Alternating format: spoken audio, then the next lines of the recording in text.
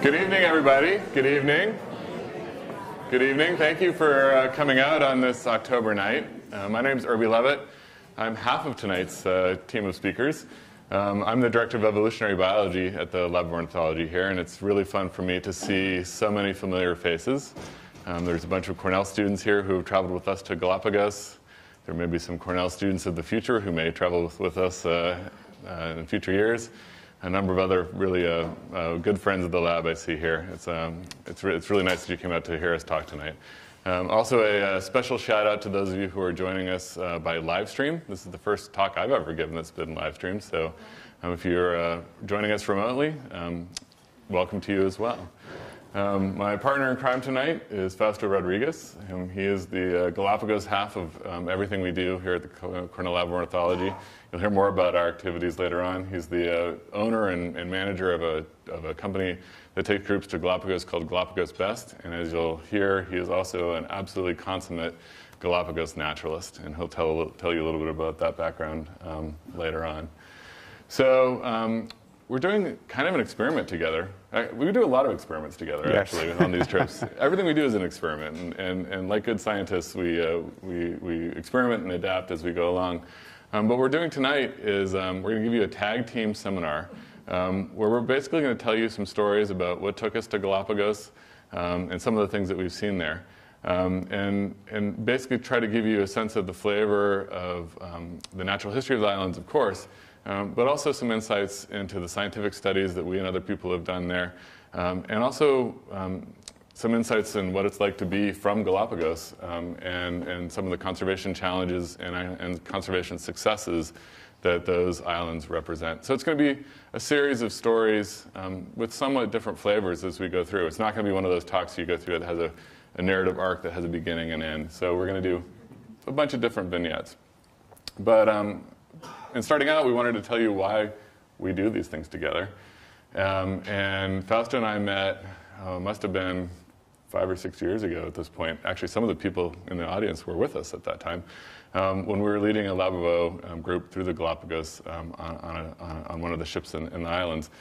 And we realized that we had a lot of common interests and a lot of common backgrounds, even though we come from different places in the world. And we share really a love, I think, of translating the natural world to students and people who act like students, which is probably everybody in this room and hopefully everyone who's live streaming with us, because you all came out for a lecture at 7:30 on a Monday night hoping to learn something. So you all are inclined to be the kind of people that we like to hang out with. But we realized that we would really love to take different kinds of groups to Galapagos, and the kind of groups that we initially targeted were student groups. And so I know a number of you who are in this picture are actually in this room, but this is one of the things that you can do in Galapagos with students. Do you want to talk about the students at all? Good evening, everybody. It's a pleasure for me to be here, and I hope to thank you, Dr. Lovette and his wife, Heidi, for inviting me over and had the opportunity to talk to all of you. Some familiar faces, students and others, and as we discuss this, we're going to make this presentation. Hope you will like it and try to explain exactly what's going on out there, what are our sort of projects, what we're trying to teach the students and to everybody else. So it's a pleasure to be here, and thank you for coming. Okay. So this is the general outline of what we're going to try to do tonight. So we're going to do some introductions and cover some background at the beginning, and you'll see what we have planned for you there. I hope it's fun. And then I'm going to talk to you a little bit about my even earlier origins, origins as an evolutionary biologist in general, which for me has an origin story actually in the Galapagos from when I was the age of some of the young folks who are in the audience here. And I'll tell you about my early experiences in the Galapagos, and then I'll tell you some stories about the evolution of the finches in the Galapagos that have become a really kind of classroom or textbook example of natural selection in the wild. And then Fausto will kind of do the same. His origins in the Galapagos were different, so he'll tell you about his beginnings in the island, his beginnings as a naturalist, and we'll move from there into talking about the environments, or he'll move from there into talking about the environment of the Galapagos, and perhaps some ways that might surprise you or give you some insights into kind of what makes the islands tick, biologically speaking. Then we're going to flip back, and I'm going to tell you about some of our more recent research on Galapagos organisms. Just down the hall here in the evolution lab, we've actually done quite a bit of research on Galapagos mockingbirds. And so I'll tell you a little story about Galapagos mockingbird origins. Once again, origins. Galapagos, origins of species. I think it's a theme. About where the Galapagos mockingbirds come from. And then Fausto will take over from there. And he'll tell you about some of the ongoing conservation issues in the Galapagos. Again, perhaps some things that will surprise you a little bit. And then we'll wrap up by talking about what we do these days and how we try to integrate teaching with travel and education in Galapagos. But before we go there, okay, I'm slightly embarrassed by this, but I couldn't resist myself. So working here at the Lab of Ornithology, I'm a scientist, I run a genetics lab, and I have had the worst case of video envy that anyone could possibly have, because down the hall, we have the Macaulay Library, and we have the multimedia group, and we have the communications group that make these incredibly wonderful videos, and I'm sure many of you have seen these, the Birds of Paradise videos, all those things that, you so badly want to make those. And so on our last trip to Galapagos, Fausto and I each took a GoPro camera, and we made our own video. And so it's not multimedia program quality, but it's probably pretty good for a home video. And so I have a 4-minute home video that we made together, kind of showcasing, it's just one trip to Galapagos. I wish I had one for all of our trips, but we just did this most recently. And so we're going to use it as kind of a scene setting, take you all to the Galapagos. You'll get a glimpse of what it's like to be there. There's lots of stuff that's not in the video because we didn't catch it on video, but it'll at least kind of set the stage. And then, it'll be kind of our natural history moment. I will say it was very tempting when giving this talk just to go through the kind of the natural history highlights of the Galapagos, because we could talk about that for 4 hours. And so this will be our natural history highlights, and we'll go back to kind of the science and the background and other things. So bear with me here. This is our home video of 4 minutes in the Galapagos. Make sure I can make it go here. It has me.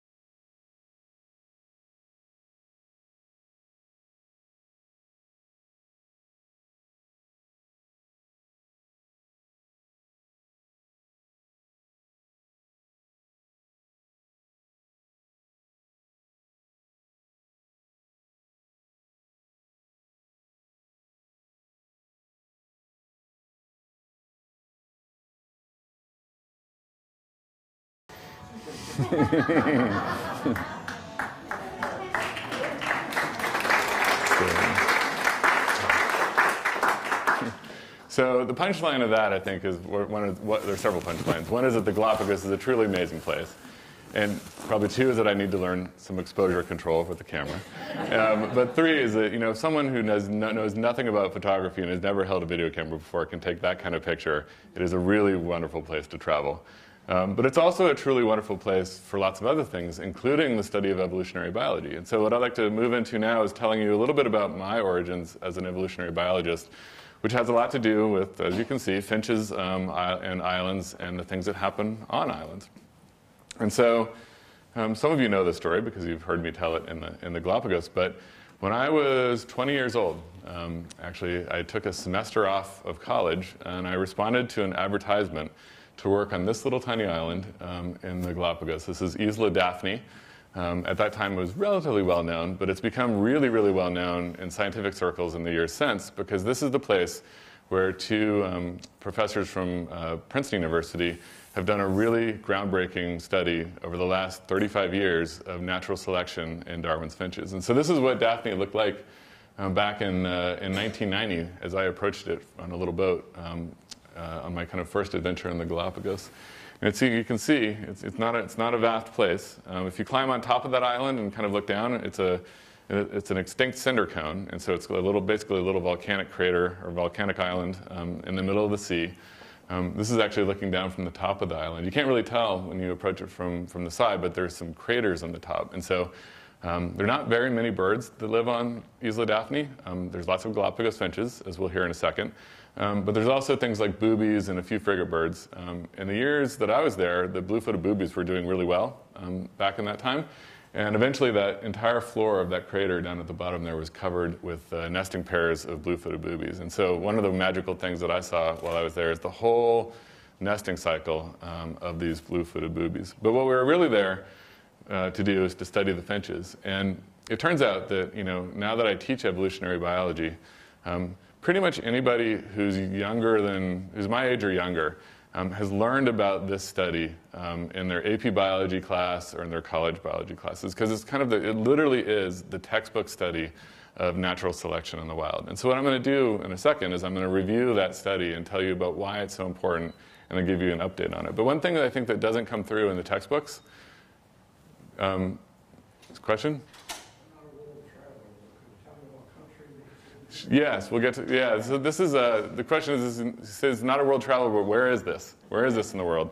Fausto is going to set the stage a little bit better than I have in a little while, but it's an archipelago off the coast of Ecuador, about 1,000 kilometers out in the ocean, in the Pacific Ocean. So we're right on the equator. It's a very tropical environment, and as you'll see, it's a very rugged environment in lots of ways, both for humans and also for the organisms that live there. But anyhow, I found as I teach about these finches in my classes and talk to other people about it, people don't really have a sense for, what is the setting of this? And so one thing I've done is Isla Daphne is not a very large island, but those of you who know Cornell particularly well, that is Isla Daphne superimposed over the Arts Quad. Wow. So it is not a big place. I think that if I move the map a little bit, it's about the same size as Sapsucker Woods. And that has some special attributes to it. So the years that I went there, we've gone back, and you'll see some of the ways we travel to Galapagos now with student groups and other groups. This is the way I voyaged through the Galapagos. This is the boat that actually took us to Isla Daphne back in 1990. So it was 3 or 4 researchers, all of our equipment, everything we needed to live on that island for 6 months, including all of our water. So, it was a pretty rugged, remote experience. This is before cell phones, of course. We landed on the island. Our emergency plan, actually at that point, we had no radios. Our emergency plan was a flare gun that we were supposed to, if we had problems, we were going to fire off the flare gun and hope that some boat stopped for us.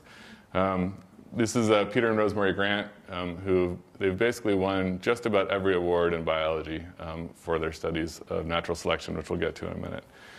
But, I wanted to take, I really wish I could do this with all my classes and all the groups there, but we're going to go on a circumnavigation of Isla Daphne at 10 times actual speed in the course of 2 minutes. So, and while we rotate around the island here, I'm going to tell you about the biology that happens on this island. So as you can see, it's not a large place, and at least most of the time it's very, very, very dry. So if you look closely at the island as it rotates there on the screen, you'll see that there's a little bit of green vegetation. Most of the green vegetation that you see are prickly pear cacti, which are there pretty much all the time. They're almost always green. They provide food for the finches year-round. There's a bunch of them there. You might notice if you look very closely that there's kind of a brown fuzz on the island. That's dead vegetation. And so it's plants that grew during the rainy season, but have pretty much died off.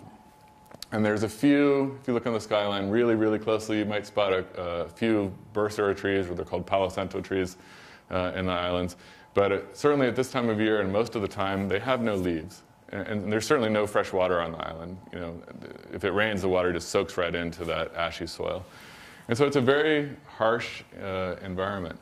And you might ask yourself, you know, why would someone go to a little island like this to study finches?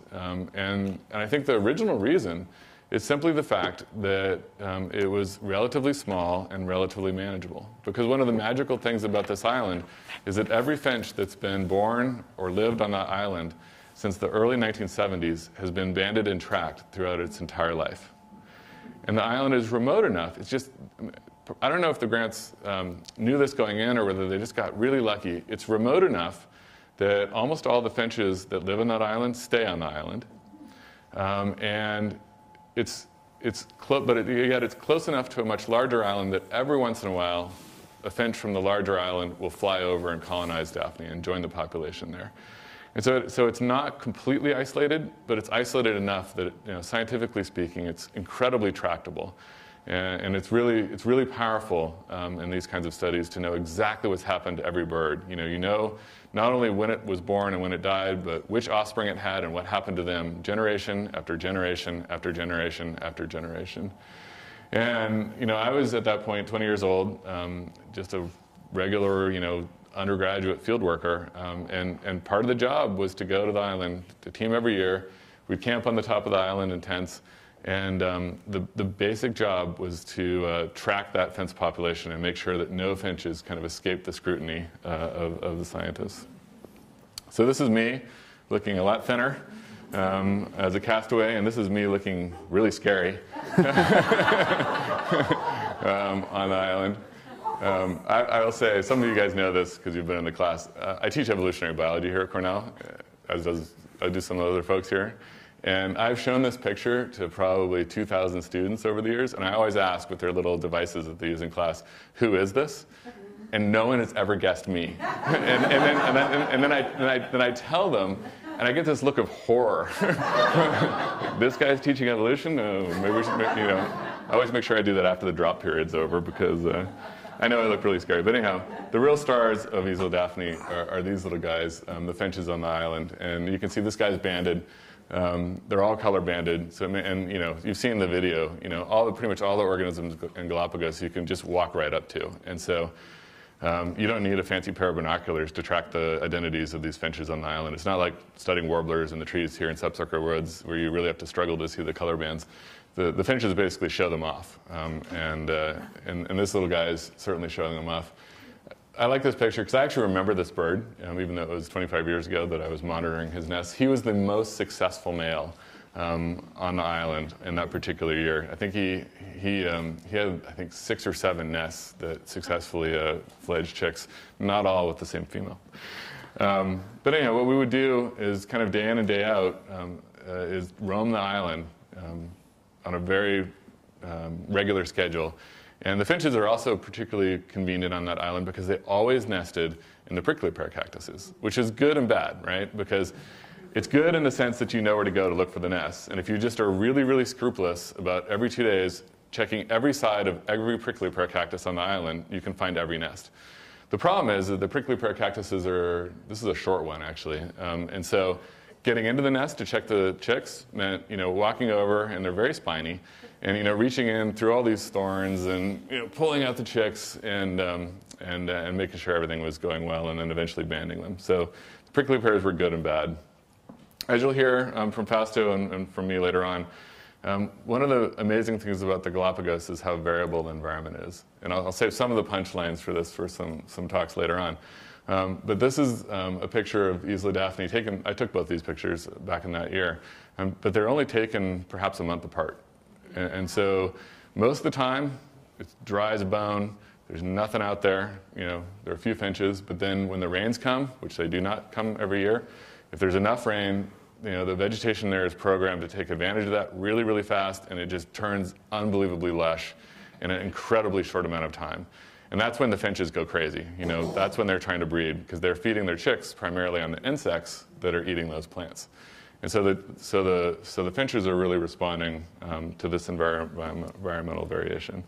And this picture actually is the underlying backstory of the story that's told to pretty much every biology student in the United States every year, because it's such a classic example of how birds respond evolutionarily to this kind of variation. And so really quickly, maybe you've had this in class, maybe you haven't, but I'm going to give you first the kind of textbook version of natural selection on Isla Daphne. And this is actually derived from our classes we teach here at Cornell.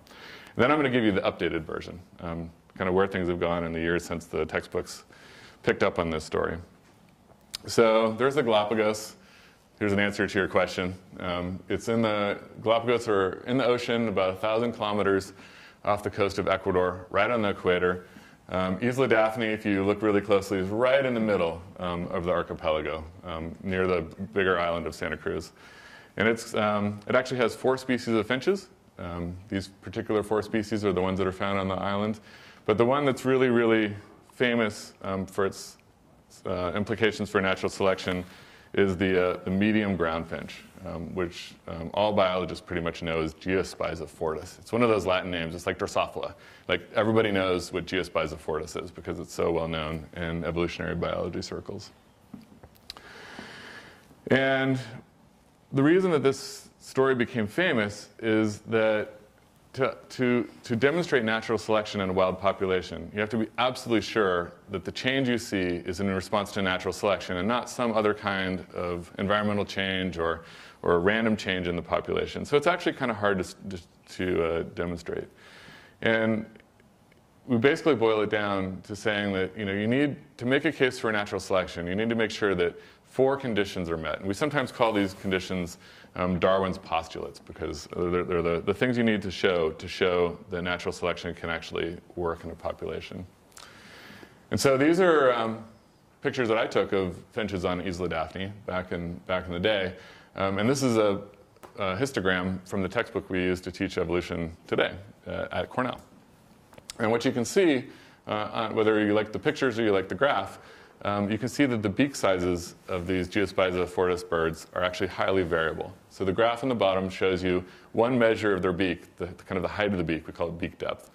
And just the number of finches with that whole range of beak depths in millimeters. And it turns out, as you'll see, that beak depth has a lot to do with the sizes of the seeds you can crack. So a bird with a larger beak depth can crack larger seeds, but it might not be as good as cracking smaller seeds. So the size of your beak, as you'll see, has implications for what you can feed upon. But that wouldn't matter if it was just random. We differ. Everyone in this room differs in many ways from everyone else in this room. And some of that variation is heritable. We got it from our parents.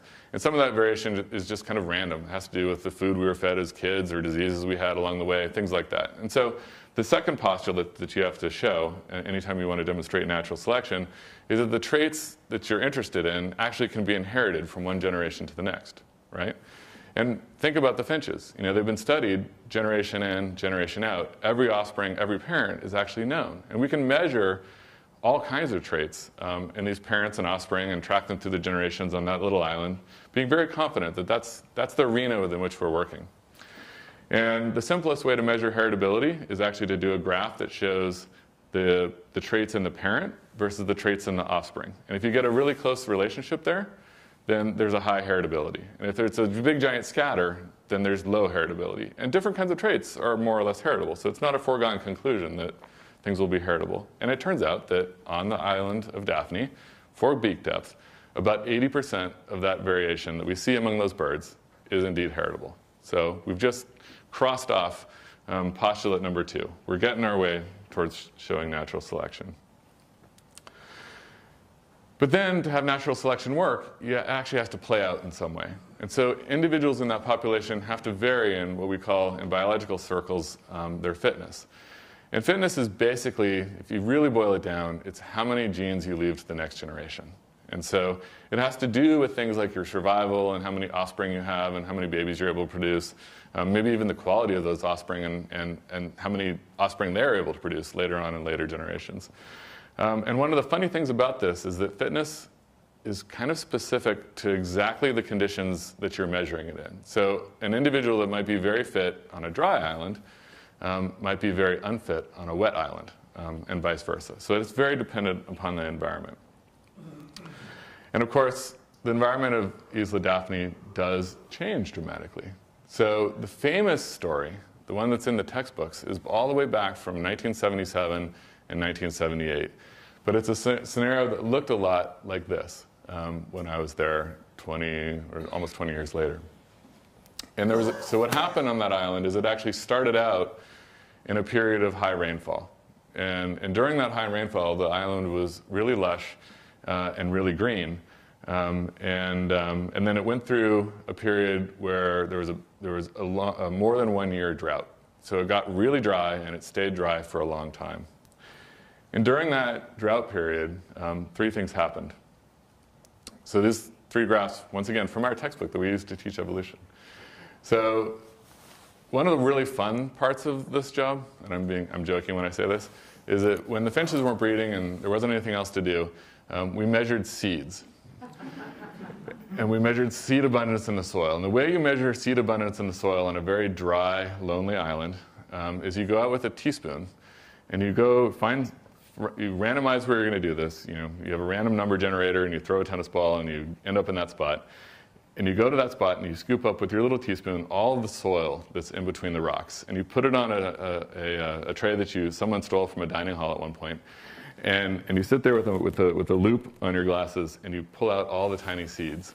And you do that until you get to a point where in 15 minutes you can't find another seed. And that drove me almost crazy. But my predecessors had done it too, and they did it during this drought in the 1970s. And what they saw is over the course of that drought, the number of seeds left in the soil went way down. And they went down because the finches were eating them, by the way. So as the drought progressed, the finches were eating the seeds that were available, and the number of those seeds went way down. Not only that, the characteristics of those seeds changed. So this graph has time on the x-axis and small and soft seeds at the bottom, large and hard seeds at the top. So we're looking at the ratio basically of easy to eat seeds versus hard to eat seeds. And over the course of the drought, you can see, during the middle of the drought period, pretty much all that was left were large and hard seeds. And of course, the finches were responding to this, and conditions were getting bad. The total number of seeds was going way down, and those seeds that were left were getting really hard to eat. And the finch population, it started out, when conditions were good, at about 1,400 birds. But by the end of that drought, it was down to less than 200 birds. So it was a bad time to be a finch. It was very sad. And the big question in all of this is, okay, conditions have changed. The finch population has absolutely plummeted. Did this cause natural selection on this population? By the way, this is a series of pictures I took. I have more than this. This is a bird with a very large beak, so it should be good at cracking large seeds. And if you look carefully inside the beak of that bird, there's a big round seed. And I watched this bird try to crack that seed for 5 minutes, and it couldn't do it. So even the birds with large beaks sometimes really struggle at this. But what was happening back in the classic drought? So it turns out that this drought actually did change the finch population. And this is where things get a little bit interesting in how people interpret this. So as evolutionary biologists, we look at this graph. The top graph shows you the beak sizes before the drought, and the bottom graph shows you the beak sizes not after the drought, but in the generation of finches that was hatched after the drought. So it's one full generation later, after natural selection has perhaps happened and been passed on to its generation. It's been passed on to the descendants. And the total change between the average sizes of beaks between those two periods is just 0.7 millimeters. And if you think what 0.7 millimeters really means, I mean, it's barely visible, right? If someone was to tell you that a 0.7 millimeter change in a bird's beak could have a really big influence, would you believe them or would you not? It turns out that for these finches on this island, a tiny difference like that, of just a fraction of a millimeter, makes an enormous difference in the seeds that they can actually eat. And it's just remarkable that such a small difference can have such a big effect. But it really determines whether they can eat those seeds that are left. And if that's all there is, you either eat the seeds that are left or you die. And indeed, this small difference actually caused a change in the population. And so we've seen this kind of shift in the population from birds that could eat large seeds to birds that can eat small seeds. The classic seed that they're eating, by the way, is not that big round one that I showed you. It's this guy over here. The common name is a caltrop, and if you know what a caltrop is, it's something that the Romans used to throw in front of chariots. And if you walk across these things, you'll know why, because they have these big spines that stick in your feet. But inside that really hard seed are some tiny little morsels that are actually excellent finch food. You just got to get there, got to get in there to access it, and that takes a large beak. So that's where the classic example ends. And once as I said, anyone who's taken AP biology in high school or taken a college biology class has heard that story, and I hope that it's familiar to those of you who have taken that. But that was in 1977 and 1978, and I was in the Isla Daphne in 1990-91, and there's still people going there today. And so there's still potentially evolution happening on an island that hasn't actually made it into the textbooks. And so what's happened since then? It's actually pretty interesting, and it's maybe a little bit counterintuitive. So this is the graph of beak size, average beak size on that island, from back in the early days when I've told you about already in the kind of square box, all the way up to 2005, 2006. I haven't updated it fully yet.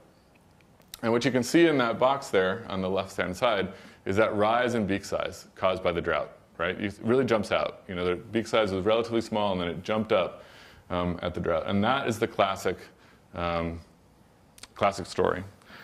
But I will tell you that if you look carefully at the graph, there's a drought there too. And if you look carefully at what's happening to the birds' beaks, you know, I think we all would have predicted, and believe me, many students on midterms have predicted, that the beak size would actually rise at that point too. That was a very severe drought as well, but if you look at it carefully, the beak size maybe stayed the same or maybe went down a little bit. And likewise, well, I should say why that happened. So that one, remember I said fitness is dependent upon the environment, right? It depends on the conditions you have. Right before that second drought was a massive El Nino period, and Fausto is going to talk about El Ninos in a second. But long story short, it's a time when lots of rain comes to the islands, and this was a particularly severe one. And on Isla Daphne, it was so rainy that the little vines that covered the vegetation were the ones that actually produced seeds. So the regular vegetation grew, and then the vines grew, and the vines happened to produce tiny, small seeds. And so the seed bank on that soil, if you did your little teaspoon thing, after the second drought, instead of having a reasonably large abundance of large and hard seeds, had a superabundance of tiny seeds. And so the whole selective environment had changed. And not only had it changed in that way, but right before that time, right before then, remember how I said that some birds from the mainland can colonize the island? Isla Daphne was actually colonized by a bird called the large ground finch. And it has a larger beak than the medium ground finch. Makes sense, right? So all of a sudden, the birds that had the largest beaks were no longer medium ground finches. They were competing. The largest medium ground finches were now competing with a large ground finch, which was much better at cracking large and hard seeds than even the best of the medium ground finches. And so in two ways. First of all, you have a lot more small seeds, and secondly, you have a super competitor going after the large seeds. The whole selective environment had changed. And even though it's kind of the same process of drought and death because of starvation, the survivors that second time were the small birds. And even more dramatically, the same thing happened in the last decade. And by this point out in 2003, 2004, there were actually hundreds of the large birds on the island. And so by the time this next massive drought came, the super competitors for the large seeds were super abundant, and it was actually a really bad thing to be a large-beaked medium ground finch. And I love this story because I think for several reasons. First of all, I was part of the study, and for me, having done that study as a young undergraduate and then getting to teach about it later on is just really, really fun. I love that component of it. But I also like the fact that here we have a kind of a classic case of natural selection that's very easy to understand and to explain, and yet it has this underlying complexity, and you can't necessarily, unless you're really certain about the underlying biology, you can't necessarily predict what the outcome is going to be. And that's actually a lot of fun. So that's our first rather long vignette, and I'm going to hand off to Fausto to tell about his origins in the Galapagos. Thank you, Irby. Okay, just to answer the question someone at the back where the Galapagos is, maybe you try to guess by looking at the picture. When I made myself to Galapagos, I didn't have a clue. So that's what kind of that sort of question mark there.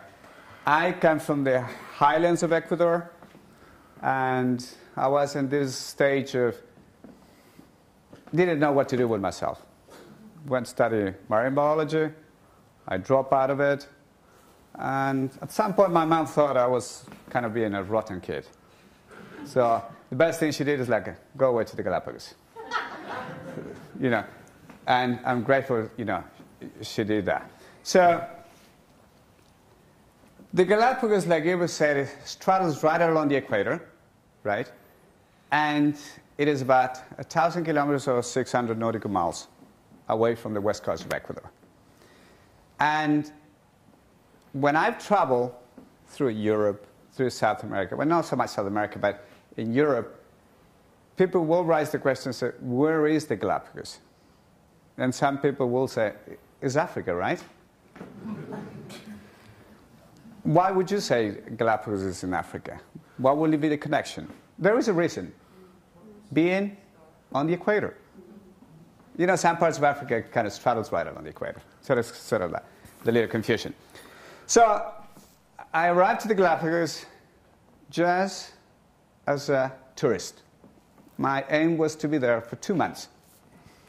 And I'm still there. My mom sent me out there, and now she's begging for me to go back. It's not going to happen. So this is the group of islands there. And the islands are composed of 13 major islands. Okay? There's about 45 different small islands and 40, 50 different rocks. So altogether, there is about 100 of them altogether. They're all spectacular. They're all different. People ask, which one is your favorite island? And each island is different. Each island is pretty. Each island is interesting. 4 islands are inhabited. The large one is Vela. The one in the middle, second largest, Santa Cruz. The one on the east, San Cristobal. And the tiny one at the bottom, Floriana. Those are the 4 inhabited islands. Okay? There is a population of about 30,000 right now. So when I arrived in Galapagos, right around the time when Irby made it to Daphne, so it's kind of a small coincidence. Irby made it to Daphne, I made it to the Galapagos, and later we met. And we're doing this thing.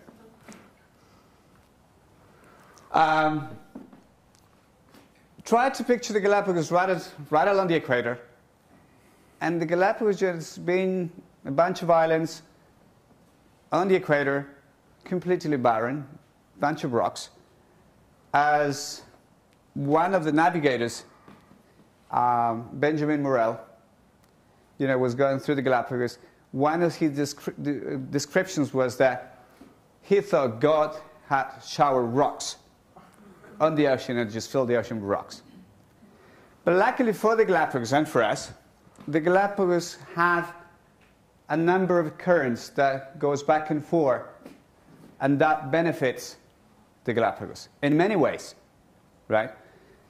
The first thing, the currents, and because the wind patterns in the Eastern Pacific will create this sort of season pattern in the Galapagos, which is 2 seasons, sometimes only 1. Okay? So there's this cool, dry season, which runs from the end of June to December, and I'm going to tell you why.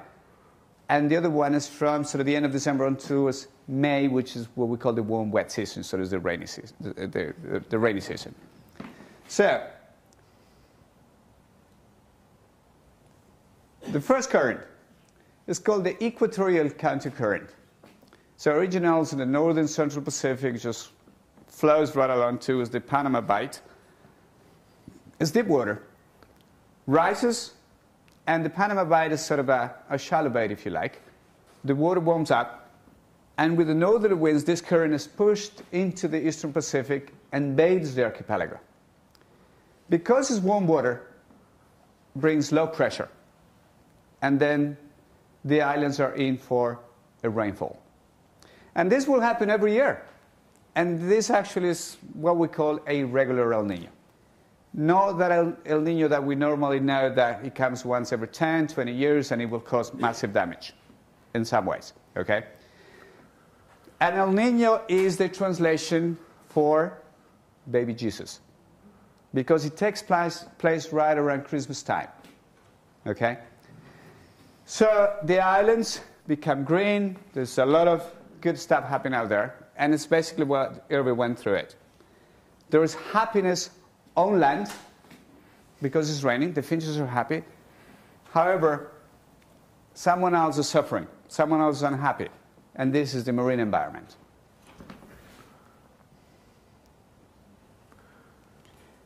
Then the Galapagos get another current, and it's this very large, cold water current that comes from the eastern side towards the central Pacific. And this is the south equatorial current. That is going deep, but the Galapagos happens to be sitting on this platform. So this current goes and smashes itself into the platform and produces a massive upwelling. And it's cold water, bringing all this massive influx of nutrients to the surface and benefiting now the marine environment. But this is cold water, remember now. And this is going to produce a change, right? The inhabitants in the ocean, in the marine environment that were unhappy during the warm season, they're going to become happy.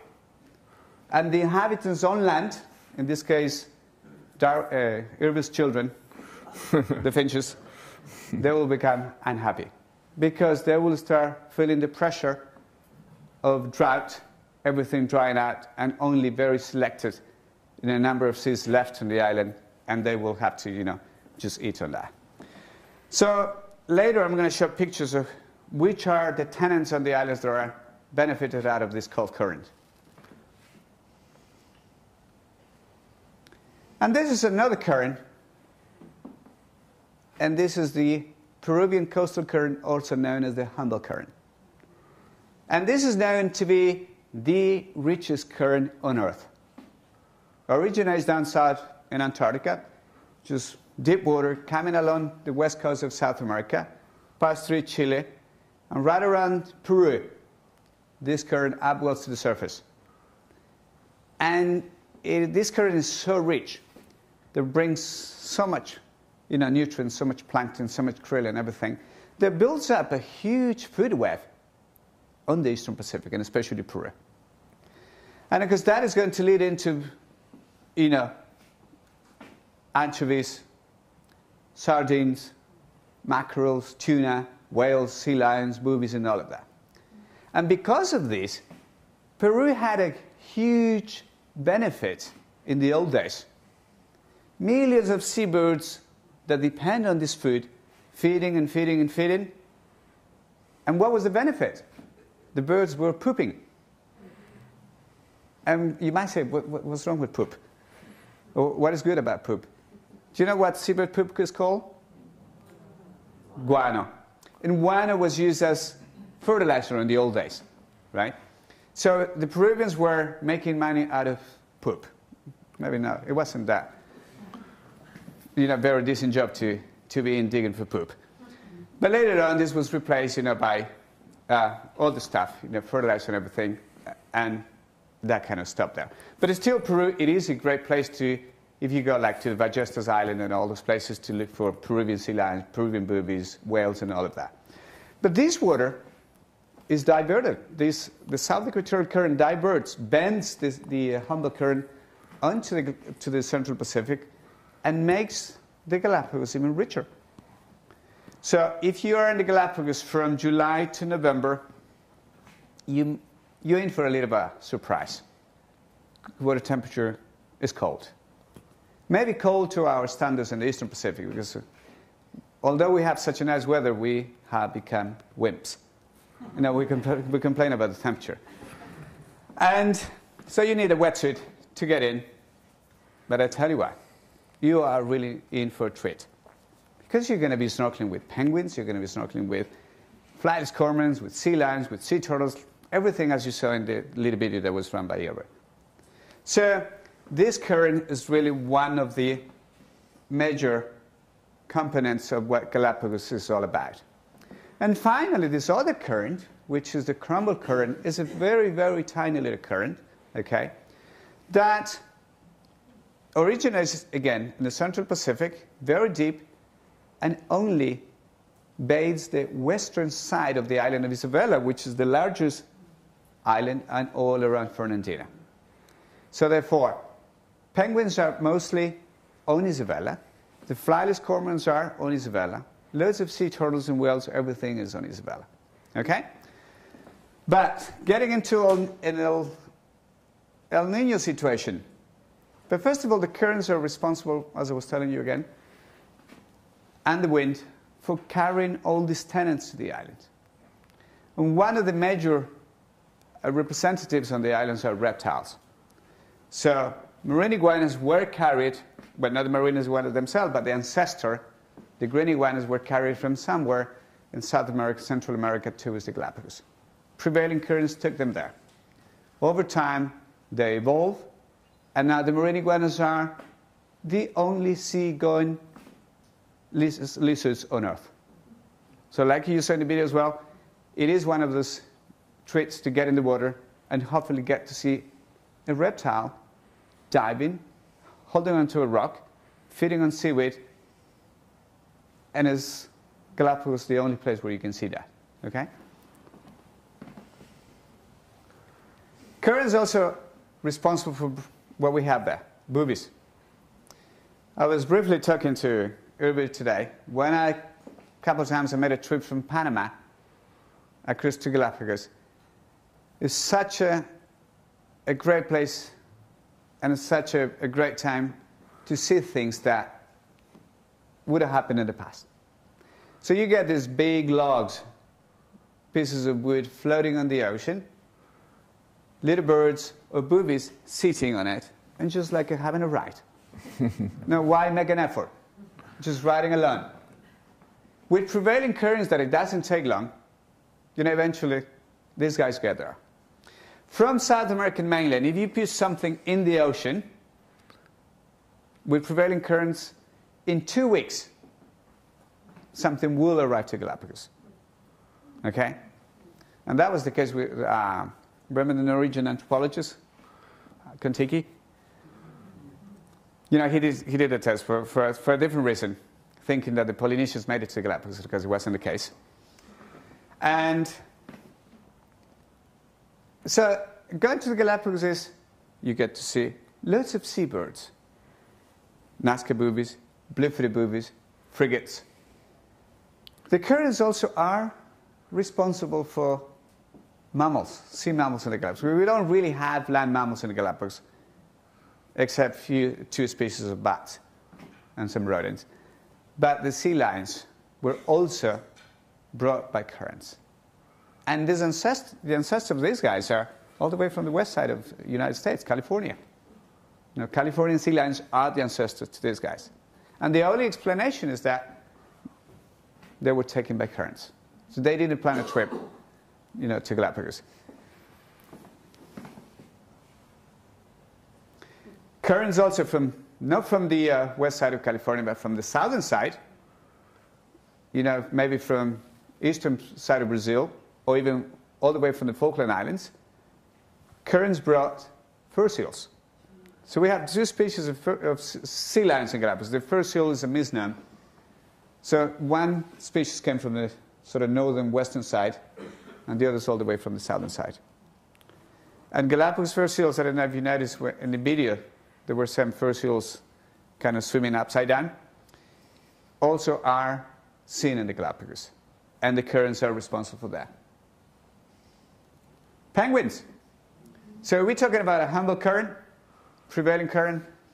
The current most likely brought the Humboldt penguin from Peru, that is located around Chile and Peru, to the Galapagos. And we do have this tiny, tiny little guy, which is second largest penguin. And they live in the Galapagos. And one of the fears is, with the penguin especially, that if El Niño comes back, which is sort of, there is rumors, and the penguins will disappear. Right? The penguins, they sort of been fighting El Niño all the time. Imagine from 5,000 Galapagos penguin population dropped down to 1,500. And we haven't had El Niño since 1998, which was sort of a moderate El Niño in Galapagos. The penguins have made an amazing comeback. Now we're getting up to 3,000 penguins. But for El Niño, it's too soon to come back. Meaning that it might take 50% or might even take 100% away. In that case, the penguins will be gone. So El Niño, it is a disaster, biologically speaking. So the currents are responsible for a lot of things. So we can often see whales in Galapagos, like killer whales, humpbacks, blue whales. We have a very, very healthy populations of Pacific green sea turtles in Galapagos. Okay? From December on to May is a perfect time. You see lots of these double-deck, triple-deck sea turtles in the ocean. You know, two males on top of a female mating. You know, the conditions are good. And we do care about the turtles in Galapagos, but it's not like in other places that we really have to be sort of concentrated looking after the turtles. People in Galapagos do really respect the turtles. People in Galapagos don't eat the eggs or are not after the eggs. And one of the rules is they are protected. Okay? So if you want to do something with the turtles, you can apply to be a volunteer, go and spend time on a tent in the mangroves and coming out at night, counting turtles and seeing the turtles coming out from the ocean, laying eggs and things like that. But they are really, really healthy. Another thing with this nice, rich, cold waters and wind and everything is that seabirds are very prominent in Galapagos. And one of them is the waved albatross. This is the largest seabird in Galapagos. And it's located in the southern island of Española only. Best time to see them from the end of mid-April, actually, all the way into the mid-December. And they are endemic to the Galapagos. They are unique to the Galapagos.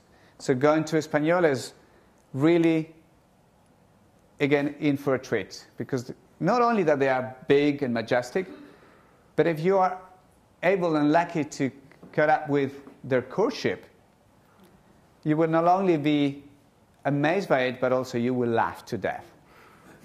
Because the way they perform their courtship. And I happen to be a field assistant to a study of albatrosses. You might have heard the albatrosses, generally speaking, they are, pairing for life. Once they find a partner, that's it. You with your partner for life. But we raise a question, what is it? Is the same thing pairing for life and mating for life? It is the same thing? Because people were like, oh, wonderful.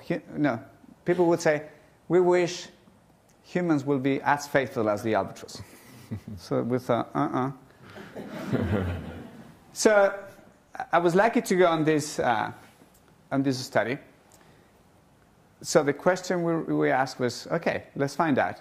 Are they faithful? What does it pairing meaning? What does it mating meaning?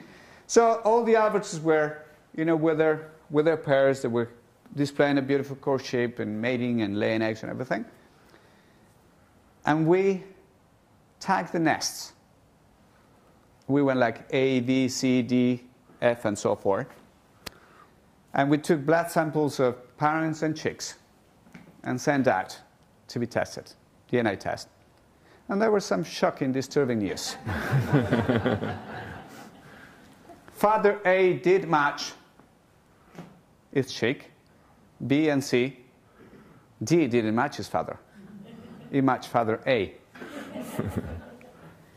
Now, you may ask, was there a consensus in this? Did the male rape? Did the female allow? But certainly there is not this thing in nature that if you parent for life, certainly you're not being faithful. And that was one of these wonderful things that we find out with the wave albatross. And of course, if you make it to the Galapagos, you will see with your own eyes. Another wonderful bird in Galapagos, again, because the currents, is the flightless cormorant. Now, cormorants can be seen almost everywhere. But flightless cormorant in Galapagos. We think, that this cormorant was blowing out to the islands. It was caught up in a storm and got there. And over time, these guys just become flightless. So try to picture the coastal lines of the Galapagos with no vegetation, no trees, so nothing to fly onto it, the one element. The second element is that there is no predators, so nothing to run away from.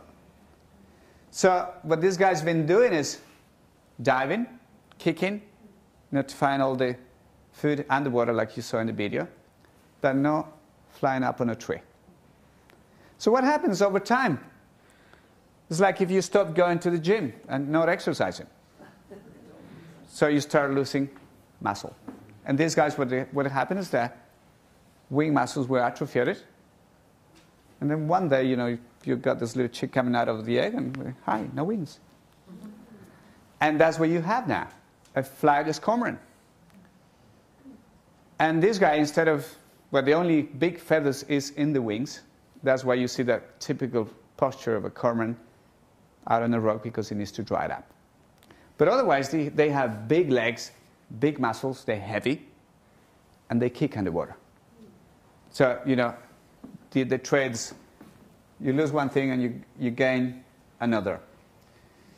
I said before, the reptiles are the major representative of the islands. Loads of marine iguanas, everywhere, different sizes and everything. Okay?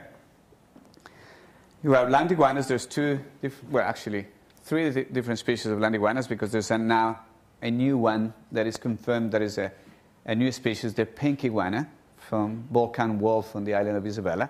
I haven't seen it. I've only seen it in pictures because you are not able to get there.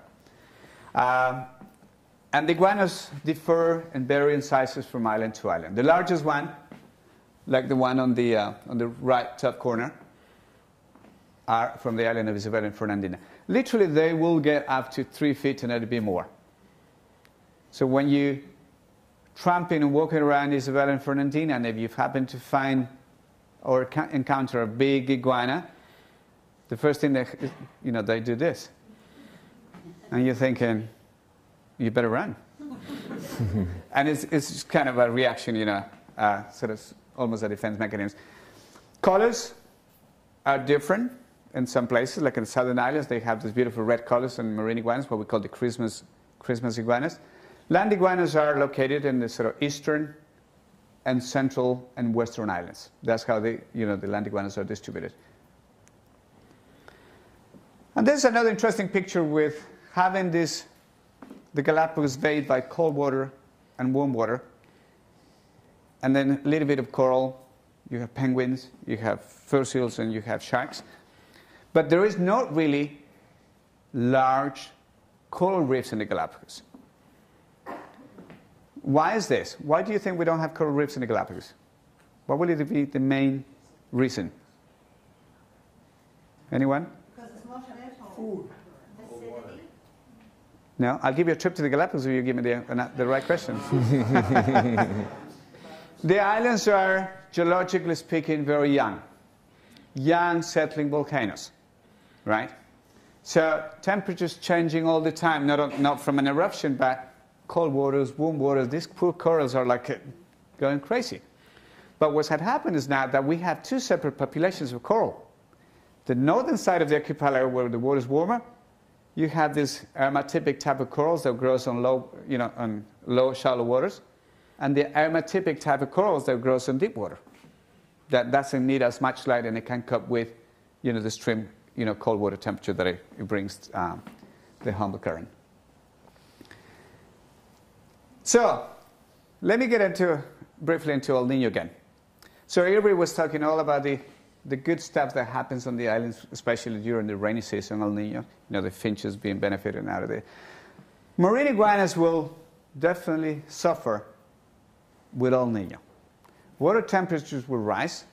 The seaweed that they feed on will stop growing. It won't die, but it will stop growing. So they got nothing to eat. Instead, they will have a separate type of seaweed, which is this red algae that's very, very high in fiber, is really sort of heavy stuff. They will eat that because they're hungry.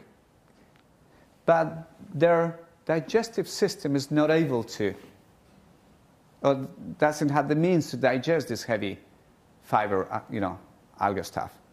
So eventually they will just die. So during El Niño season, on land you have this wonderful rain, beautiful flowers, lots of finches. The finches, going frantic and mating 3 times, 4 times, 5 times. On the other hand, in the ocean, everyone is suffering. Warm water is replacing cold water, therefore no nutrients. And the iguanas are one of the things that will suffer as a result. Walking through the islands, instead of seeing plenty of an abundant life, this is what you witness. This is what you see. Sea lions also, that depends on the ocean and the food and everything, they will also starve. So to a point that if you are a sea lion, you have kids, you're going to worry about yourself. And you're going to stop feeding your kids, feeding your offsprings. Because in nature, remember, it's me first. Forget about the kids, right? This is more or less kind of the example when you get on the plane and they start giving you the safety drill explanation, and they'll get to the point where, if oxygen fails in the airplane, oxygen amounts will drop. And what do they say? You serve first before you can attend the others. Survival of the fittest. This is also another example of what happens during El Niño. Boobies can only dive to 12 feet at the most. And in good conditions, they will find food. During El Niño, you have 12 feet of warm water, so no food. So they also, whatever they're doing, if they're doing a courtship, they will stop. They're mating, they will stop.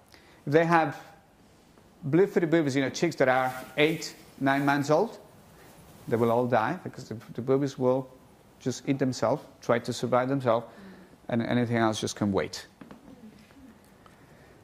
And here's a graphic of El Niño, and you can see how the El Niño's been, the highest part of the graph is, you can see how the El Niño's been going up and down. The worst one that we know, not that I experienced, but that we know is the El Niño of 82, 83, right?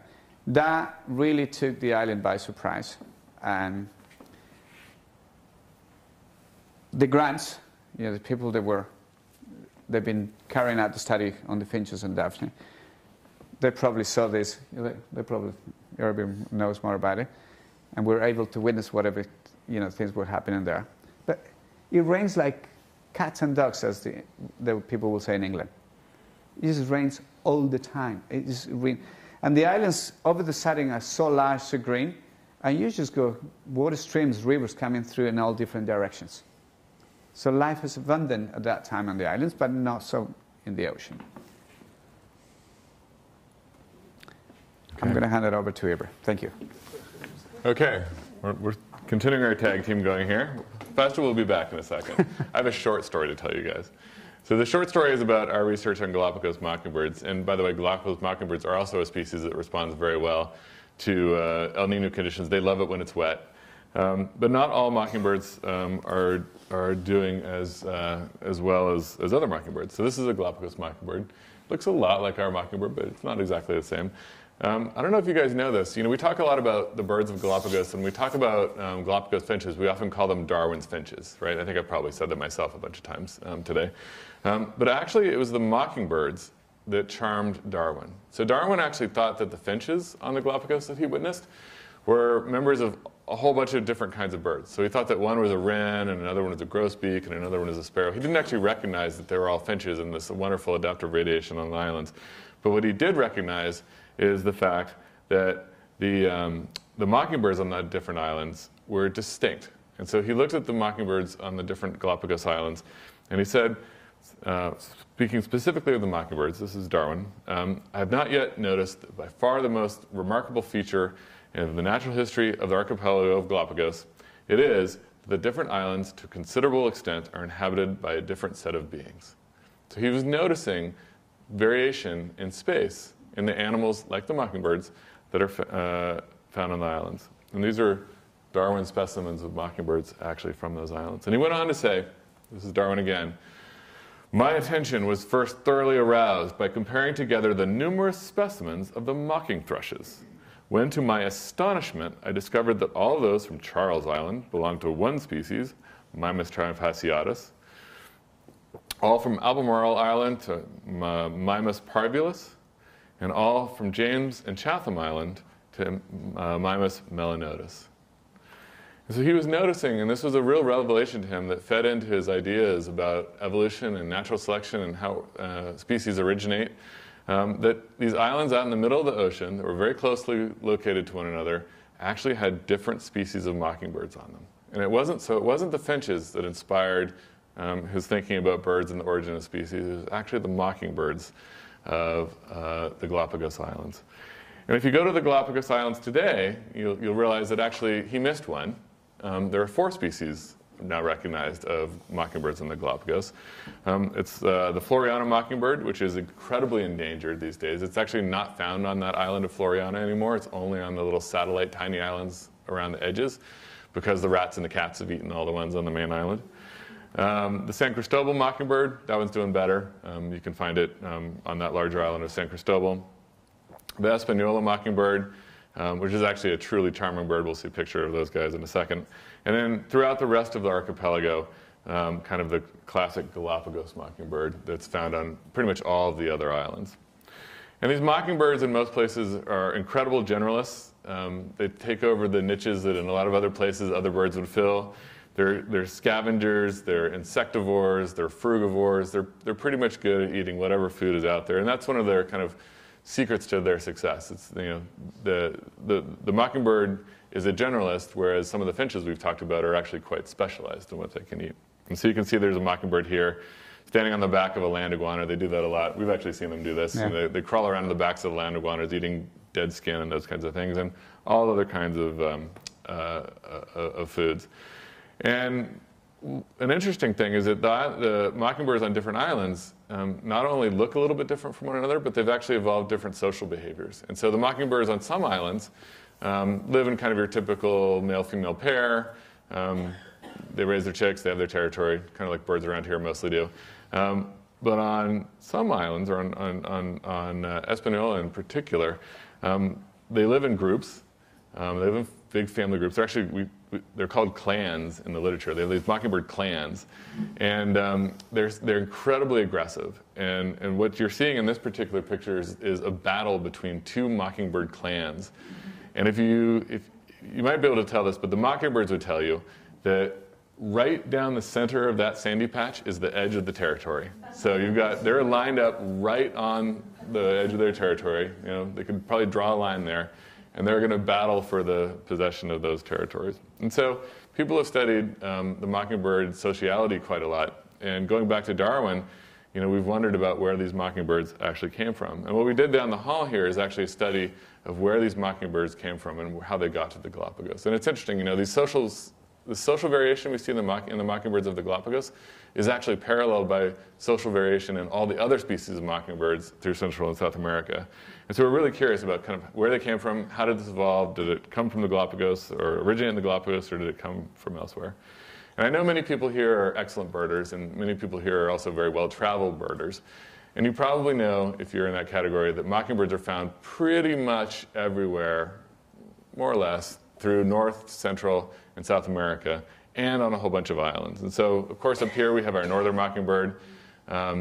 Throughout Mexico and a lot of the West Indies, we have a bird called the tropical mockingbird, makes it all the way down to Colombia, North and South America. There's some other mockingbirds in the West Indies. There's some on islands off of Mexico. And then you get into South America, and there's a whole radiation of mockingbirds, 5 or 6 species in South America. And so all of these mockingbirds throughout the Americas are actually possible candidates for the most closely related bird to the Galapagos mockingbird. But Darwin, and pretty much everybody after Darwin, made the assumption that the most closely related mockingbird to the Galapagos mockingbirds is the one that's right next to the islands on the main coast of South America, this long-tailed mockingbird, which is found in kind of coastal Peru and southern Ecuador. And so it's the closest mockingbird to the Galapagos archipelago. And it also looks a lot like the Galapagos mockingbirds. So based on its appearance, based on its geographical proximity, based on just kind of pure, reasonable, common sense logic, we all thought for many, many years, up until very recently, that this long-tailed mockingbird was the progenitor of the Galapagos mockingbirds. They share a most recent common ancestor, kind of the way Fausto was talking about things rafting out to the Galapagos from nearby sources. And so, we were kind of just expecting to confirm this when we started doing our DNA research and making evolutionary trees. And we were really surprised when we found, actually, that this is not the case. So Darwin got this wrong. He didn't get very much wrong, but he got this wrong. And everybody else since then has got it wrong, too. It actually turns out that a bird of the West Indies called the Bahamas mockingbird is the most closely related to the Galapagos mockingbird. The Bahamas mockingbird, as it sounds like, is found in the Bahamas. It's also on some keys on the north side of Cuba, and it's in Jamaica. And so it probably at one time had a pretty broad distribution around the West Indies. But that still kind of begs the question, is why do you have these 2 island species that are separated by a continent having each other's closest relatives? And we haven't totally answered that, but I think that there's 2 possible fun answers that might explain this kind of bizarre relationship. One is that at the time the Galapagos was colonized by mockingbirds, the isthmus that now forms Panama wasn't there. And so those currents that Fausto was talking about could have easily been flowing in different ways, and probably did. And so, there was a much stronger connection between the waters of the Atlantic Ocean in the West Indies, in the Caribbean region, and the waters around Galapagos when there was no intervening South America to get in the way. And so all this rafting and riding on trees that Fausto was talking about could easily have been happening more easily just 1.5 million years ago when these colonizations were taking place. But it's also possible, and this is kind of an alternative hypothesis, that both of these forms are actually descendants of an earlier mockingbird that was particularly good at colonizing islands. And if you think about it, there are things that make birds particularly prone to colonizing islands, such as long-distance migration. We have a lot of species on islands around Mexico and in the West Indies that are actually call them dropout populations of birds that are migratory elsewhere. And we have some very recent dropout populations that are the same species as migrants, and we have some ancient dropouts that are descendants of species that dropped out in the past. And so it's very possible that there was kind of a proto-migratory mockingbird that was moving long distances, presumably from somewhere in North America to somewhere in South America, that spun off these populations into the islands. And basically they got stuck there, and now we have the 2 mockingbirds on the 2 islands. But it's one of these fascinating stories where common sense doesn't always tell you what's going on, and it actually takes a quick scientific investigation using modern methods to learn about these particular origins. And I should say, all this work was actually done down the hall by actually including some people who are in the audience today. So we're running short on time, so I'm going to move quickly on and go back to Fausto, because he's the Galapagos expert anyways. And he's going to tell you a little bit about conservation in the Galapagos as our kind of concluding section. Thank you, Irby.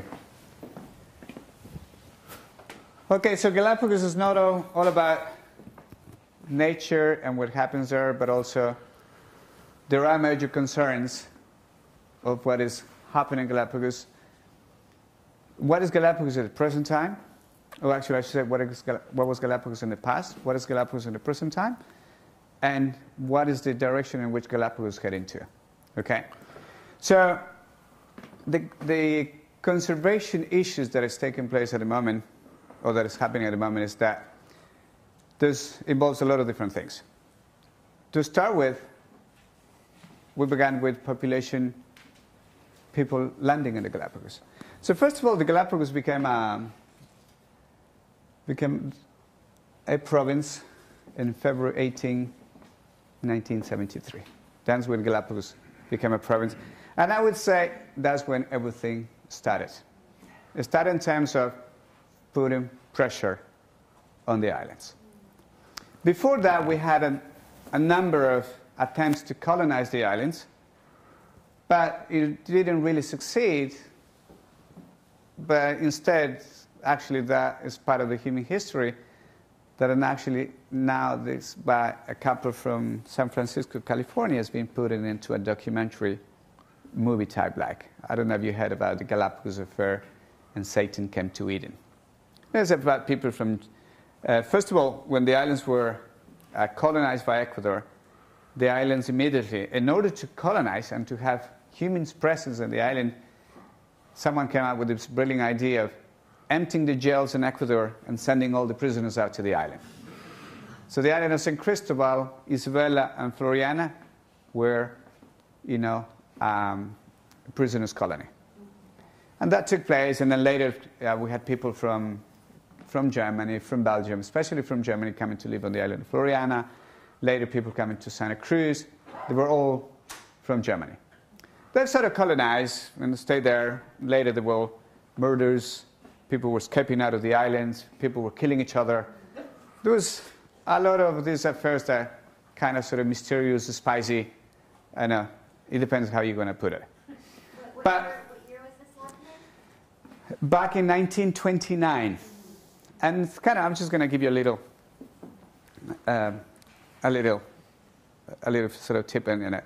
Is this couple from the city of Berlin, from Germany, is this famous dentist, Dr. Feodor Ritter, and his mistress. Dr. Ritter was this sort of philosopher in his own way. He was a vegetarian. He was a nudist. He was an eccentric and had a wife and also had a mistress. And when he arrived to the Galapagos, decided to, that, first of all, because his wife didn't want to come with him. Something was maybe wrong with him. But his mistress came along, and that's how everything started on the island of Floriana. So there are several books out there that you might want to probably check. Galapagos Affairs, Satan Came to Eden, Floriana, and so on. That will sort of tell you more into detail of what had happened there. Okay? So, little by little, people were tempted to come and visit and colonize the islands. But basically, the Galapagos was just merely a place with few people, and I would say the major industry at that point was fishing. So if you went to the Galapagos back in the 60s, when tourism began in Galapagos, if you sort of see the boats a little bit on the right, that was your luxury to travel the Galapagos. So there was sort of very little options. But that was okay. You could get on a fishing boat where the captain was the guide and the boatman was the cook. That was it. But the beauty of it was that you could stay on an island. If you liked the island, you could ask the captain to let's stay another day, and you don't really have to navigate, long distance to get to the next place. But little by little, that started changing. So 60s, and then we went into the 70s, and development started to take place. Just to give you an idea, when I arrived to the Galapagos, like I told you before, there was only 1,500 people on it. Now there is 1,500 on the island of Santa Cruz. Now there's 20,000. And all these people are coming, all these influxes come into Galapagos because tourism. So when we talk about conservation, tourism also, it is an impact in the Galapagos. Therefore, we have to make sure right measurements are in place in order to manage the Galapagos, and ultimately, which is a national park. At the moment, we are on the verge of getting about 200,000 people a year, and maybe going, more and more. This is how the Galapagos looked back in the 80s. So a few houses, dirt roads. I think there were 2 cars back in the 80s. That was it. People had to use bikes. People just walk alone. And a kind of a little anecdote. Because the Galapagos had few streets and they were full of dirt, that was the best, most sort of right place for caltrop to grow. The caltrop, this plant, loves these kind of places. So when I arrived in the 90s, because bicycle was the only means of transportation, we'll ride around the town, but 3 times a day at least we will get flat tires. And the guy running the repair shop, he was having a lot of clients. So actually I had my theory. I was actually thinking that this guy deliberately were picking up caltrop and just sort of spreading, throughout the streets. But from then on, Galapagos had, been changing. Unfortunately, in one way, the local politicians and politicians in the mainland didn't really quite look at what was happening in the Galapagos. They didn't have kind of the right planning.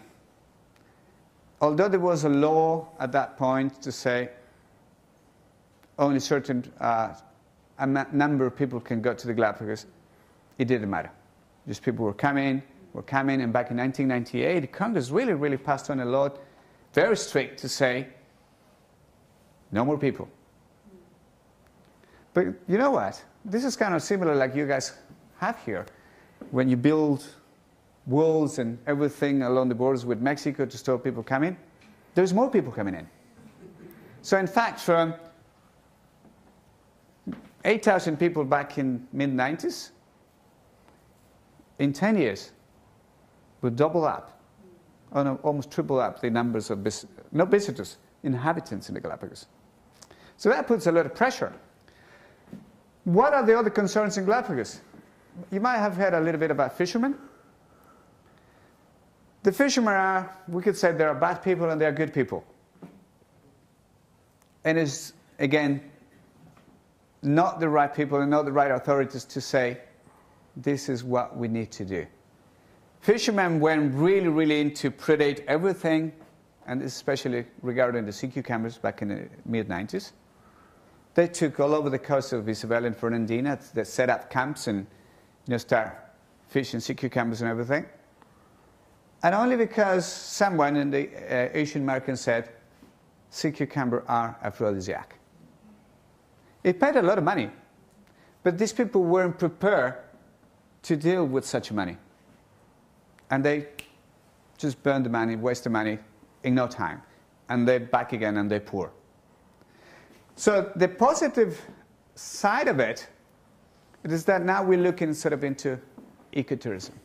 But what does exactly mean ecotourism? When we have 200 visitors in the Galapagos, and there is no the perfect sort of water, sewage plans for the Galapagos. Luckily, the national park has kind of become a little bit more sort of open.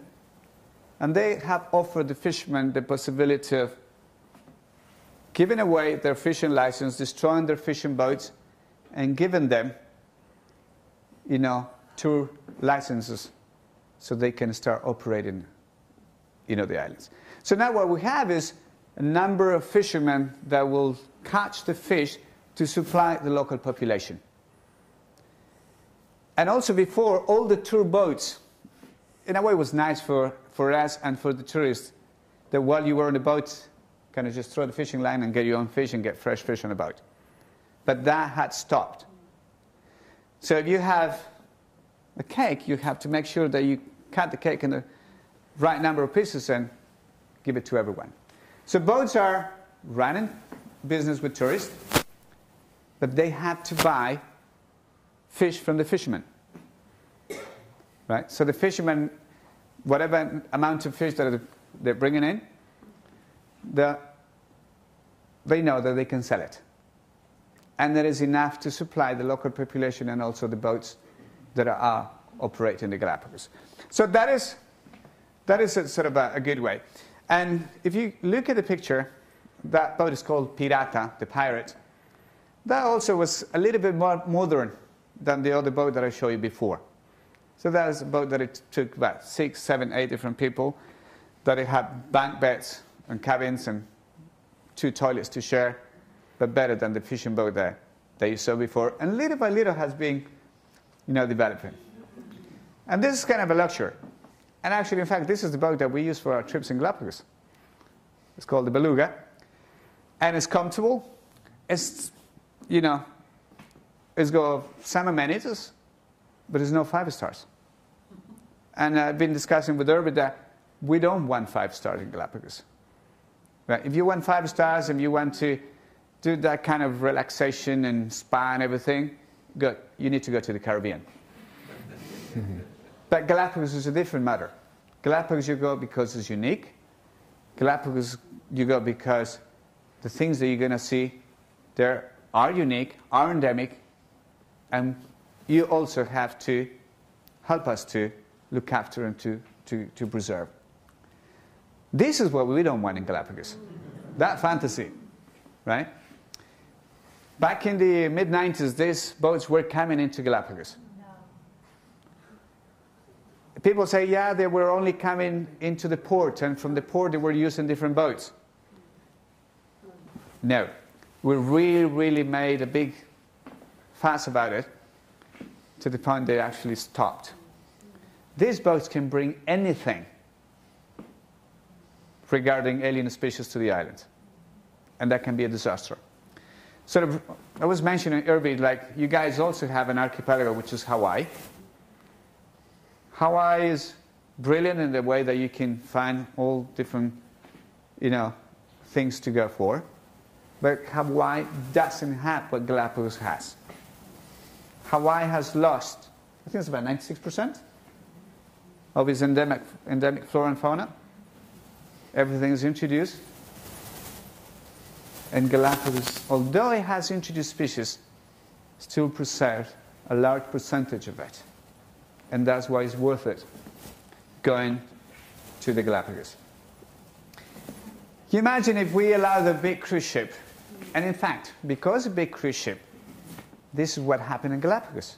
Back in year 2000, we had this oil tanker going to Galapagos with bunker fuel and run aground. And it was not possible to salvage this boat.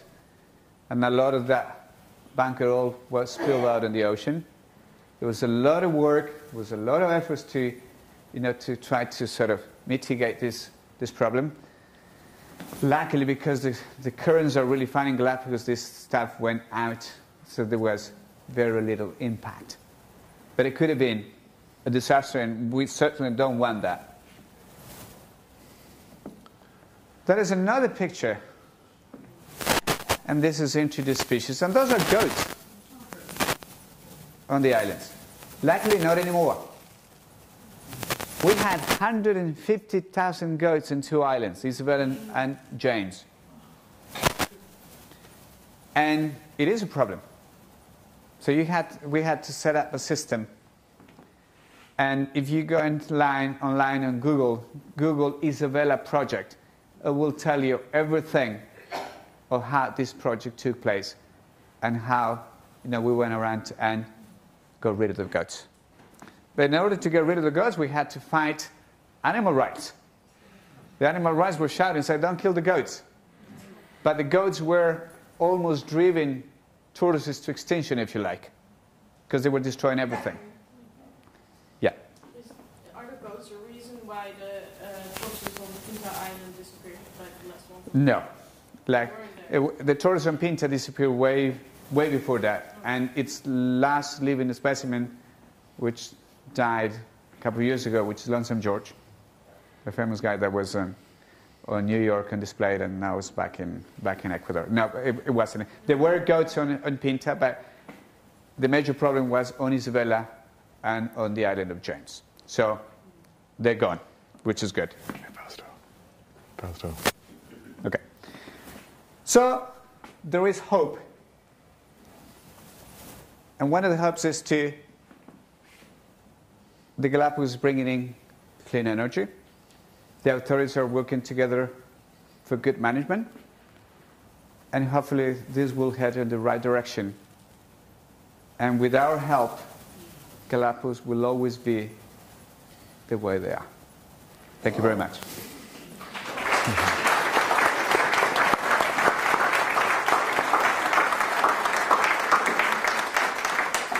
We've been watching the clock. We had some other things we were going to talk about, but I think we're basically out of time, and I think actually hope is a very good place to stop. Before we end for the day, though, I do want to mention that there is going to be another Monday night seminar on November 3rd that's going to be a good one.